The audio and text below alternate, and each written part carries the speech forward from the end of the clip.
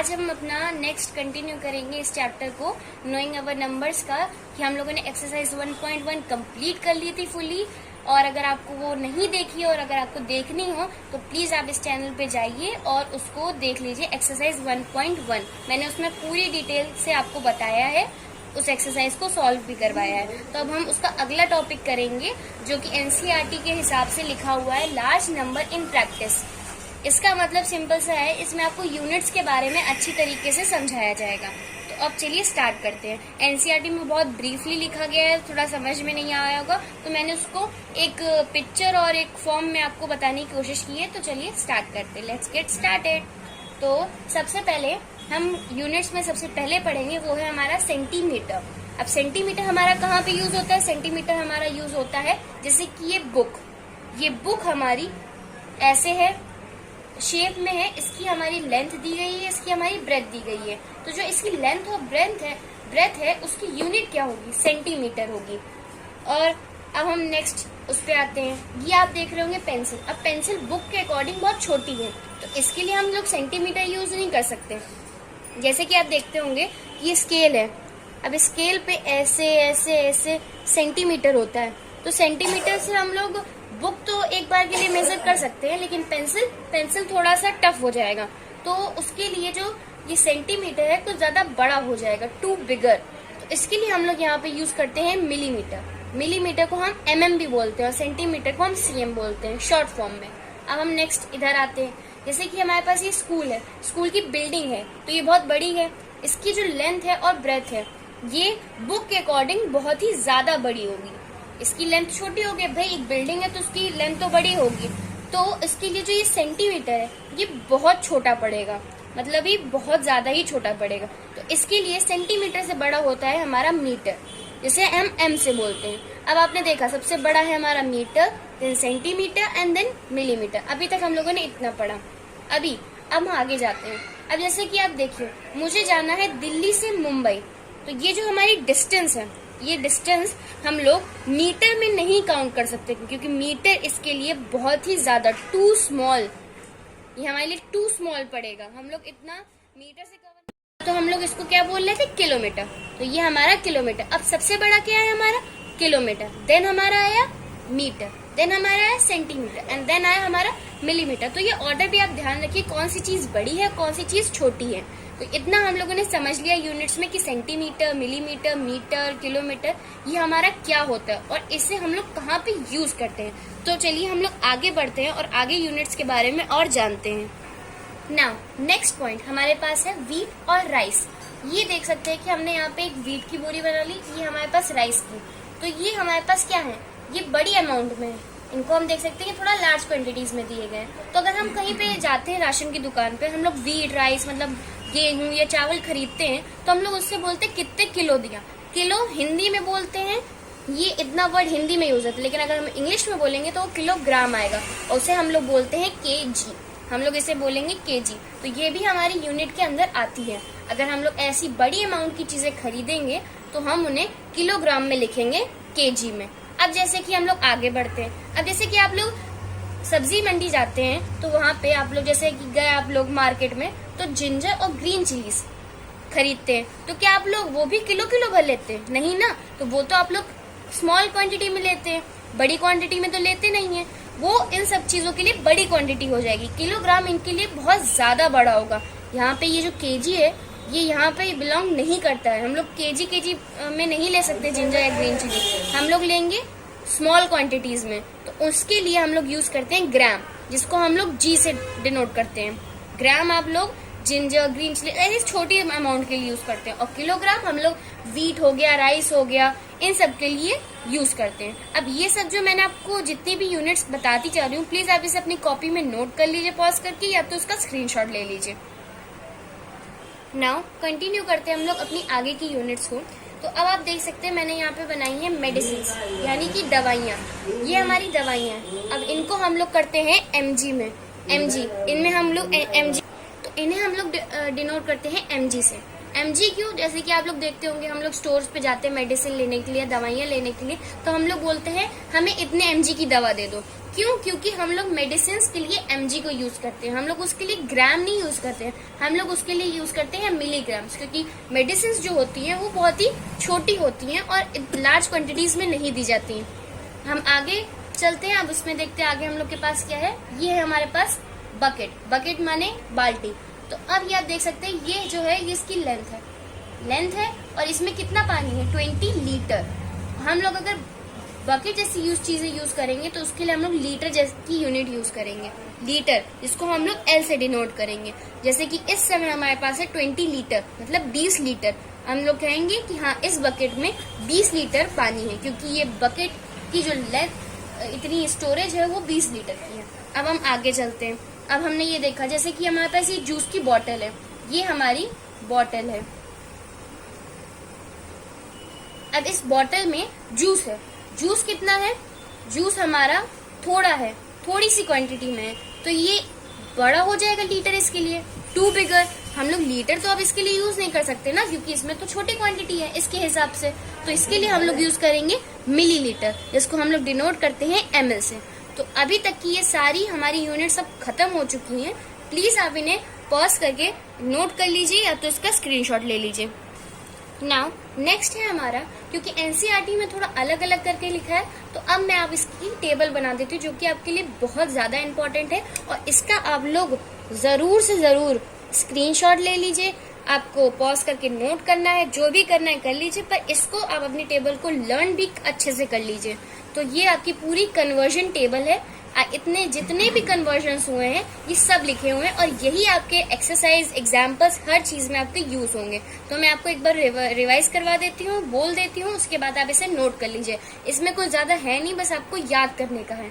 जैसे कि हमारे पास ग्राम हमने पढ़ा था, तो 1 gram is equal to 1000 milligram, क्योंकि मिली है तो ग्राम से वो छोटा ही होगा, तो 1 gram is equal to 1000 milligram. 10 millilitre, millilitre is equal to 1 centimetre, मतलब 10 मिलीलीटर को हम लोग जोड़ देंगे तब वो 1 सेंटीमीटर बनाएगा, क्योंकि सेंटी हमारा मिली से बड़ा है। 10 मिलीलीटर्स को हम लोग 1 सेंटीमीटर बना देंगे। इसमें थोड़ा उल्टा था तो कंफ्यूज मत होइएगा। अब हम नेक्स्ट करते हैं 1 मीटर। 1 मीटर में कितने होते हैं? 100 सेंटीमीटर। 1 मीटर, अब फिर से 1 मीटर है, मतलब तो 1 मीटर 100 सेंटीमीटर। अब यहाँ पे 1 मीटर 1000 मिलीलीटर, क्योंकि सेंटीमीटर 1000 मिलीलीटर, क्योंकि सेंटी मिलीलीटर से बड़ा होता है, इसलिए इसमें 100 और इसमें 1000।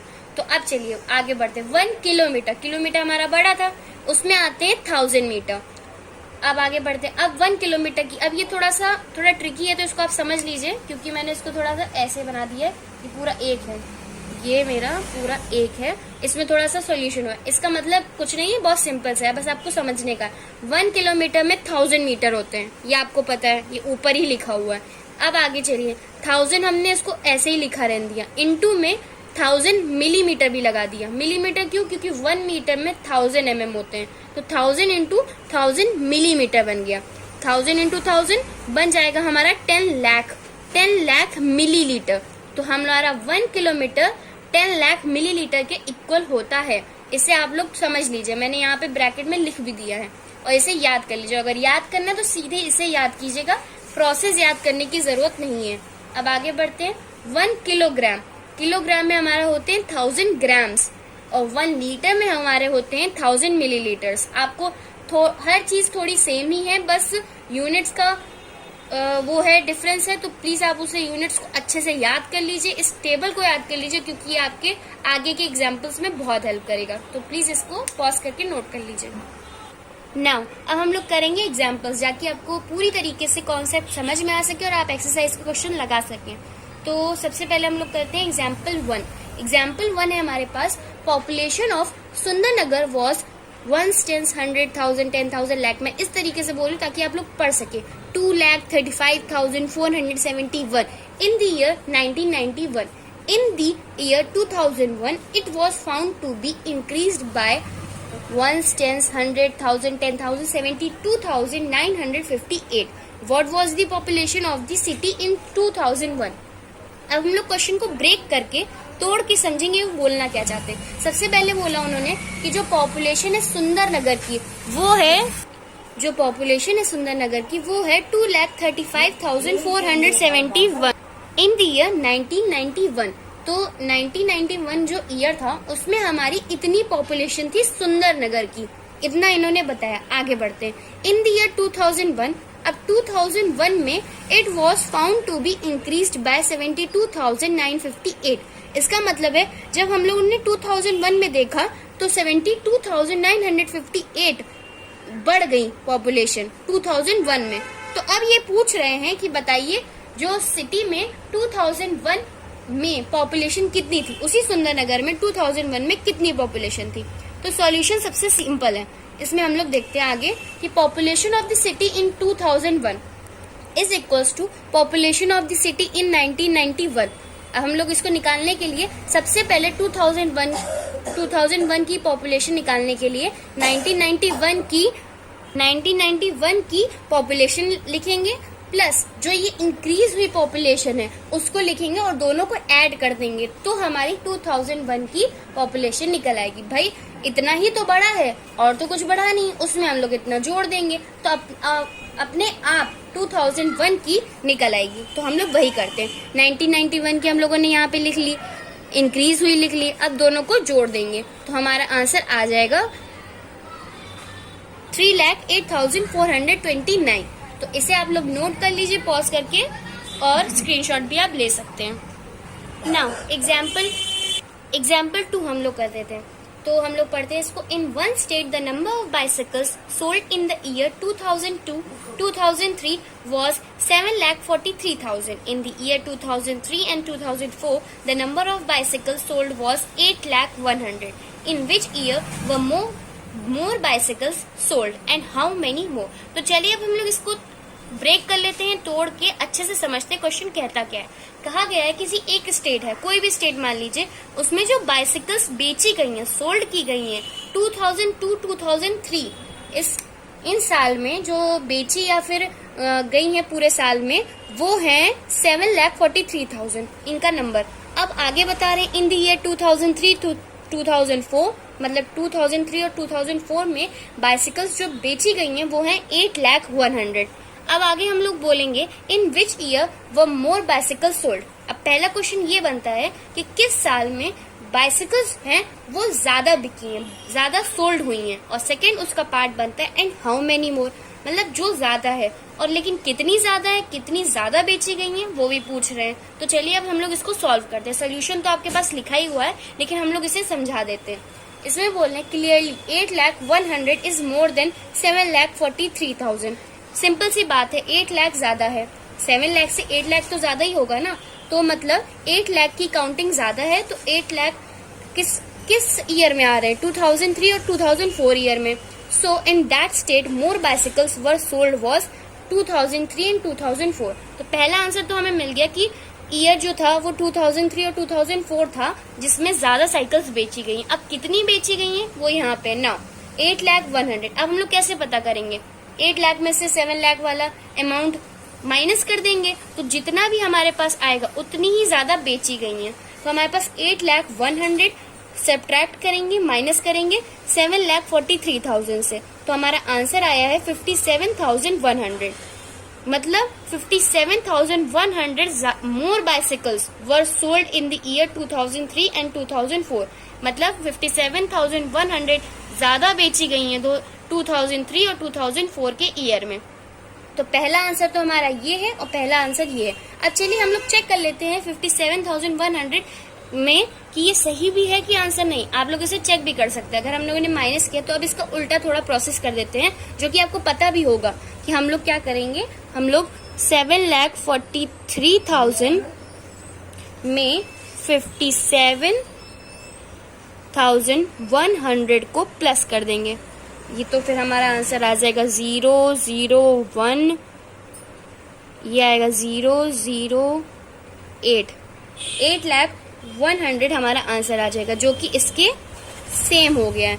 तो इसका मतलब है कि जो हमारा ये आंसर है वो सही है। तो आप इसको अच्छे से नोट कर लीजिए और पॉज करके वीडियो पॉज करके देख लीजिए, स्क्रीनशॉट ले लीजिए और इसे सॉल्व करके अपने मन से सॉल्व भी करिएगा घर में। और जो मैंने आपको फॉर्मूले कन्वर्जन टेबल लिखवाई है उसे भी याद कर लीजिए, तभी आपसे ये सारे क्वेश्चंस और एक्सरसाइजेस आसानी से हो पाएंगी। तो अगली एक्सरसाइज है 1.2 जो कि मैं आपको सॉल्व करवाऊंगी और उसका वीडियो आपको मिल ही जाएगा जल्द से जल्द, तो वो जल्दी आएगा। लेकिन आपको अपनी सॉल्विंग पहले से ही करते रहना है। अगर आपको कुछ ना समझ आए तो मैं एक्सरसाइज डालूंगी ही। तो ये आप लोग प्लीज सॉल्व कर लीजिए और रिवाइज करते रहिए। अगर आपको मेरी वीडियो अच्छी लगी हो तो सिर्फ आपको 3 चीजें करनी है, like, share and subscribe. Thank you and bye bye. आपको मेरी